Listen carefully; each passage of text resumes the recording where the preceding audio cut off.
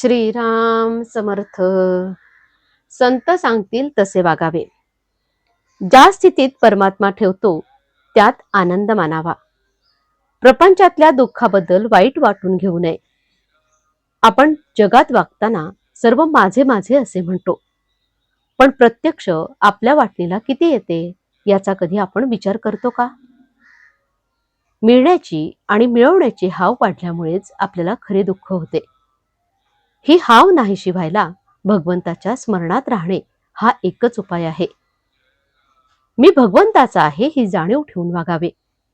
भगवंताकडे चित्त गुंतवून ठेवणे हाच खरा धर्म मानावा. जगाला फसवू नये आणि जगाकडून फसले जाऊ नये. नामात जो राहिला तो सत्संगतीत राहिला. व्यवसाय आणि हौस याप्रमाणे आपण संगत धरतो. मनाची आणि नामाची संगत जोडून द्यावी. मालकाच्या बरोबर असलेला कुत्रा ज्याप्रमाणे धीट होऊन दुसऱ्यांवर भुंकतो, त्याप्रमाणे आपण भगवंताच्या आधाराने राहावे, भुंकू मात्र नये. नेहमी लीनता ठेवावी.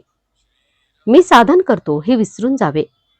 त्याबद्दल अभिमान धरणे म्हणजे साधनाला कमीपणाच आणणे आहे. आपल्या कामात लक्षण ठेवून सर्वांशी प्रेमाने वागावे. स्त्री दिराचा किंवा सासू सासऱ्यांचा मान ठेवते ते नवऱ्याला खुश करण्याकरता. तसे भगवंताला ज्या रीतीने समाधान होईल त्याप्रमाणे आपण वागावे. डॉक्टरला जर आपण त्या काळ्या बाटलीतले औषध मला का देत नाही असे म्हटले, तर तो ज्याप्रमाणे तुला तो रोग नाही असे उत्तर देतो, त्याप्रमाणे संत ज्याची त्याची वृत्ती ओळखून मार्ग सांगत असतात. याकरता संतांची संगत धरून ते सांगतील तसे वागावे. ते वागतात तसे नाही वागू. आपल्या पतंगाची दोर आपण संतांच्या हातात द्यावी आणि खुशाल निश्चिंत राहावे. आपण गुरुने सांगितलेले साधन करीत जावे, म्हणजे साधनात पुढे वाट दाखवायला तो उभाच असतो. जिथे दोन वाटा फुटतात तिथपर्यंत या, म्हणजे तिथे गुरु उभाच आहे. पण उगीच काही न करता पुढे काय आहे हे विचारण्याने काय होणार? संतांनाच वेदांचा खरा अर्थ कळला. त्यांचे केवढे उपकार सांगावेत की त्यांनी तो अर्थ आपल्याला सांगितला. म्हणून आपण वेद वाचण्याचे कारण नाही. आपण फक्त संत आपल्याला सांगतील त्याप्रमाणे वागावे. त्यात आपलेच घुसडू नये.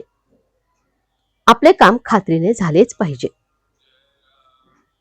पाणी गोठून बर्फ बनते. बर्फाच्या आत बाहेर जसे पाणीच असते, तसे जो आत बाहेर भगवंताच्या प्रेमाने ओथंबलेला असतो त्याला संत म्हणतात. असे संत फक्त नामस्मरणाने जोडता येतात. आजचे बोधवचन. सद्गुरूंच्या आज्ञेचे पालन करता करता साधकाला नामाची गोडी लागते आणि नाम पोटभर घेतल्याने त्याचा आत्मा तृप्त होतो. जानकी जीवन स्मरण. जय जय राम. श्रीराम समर्थ.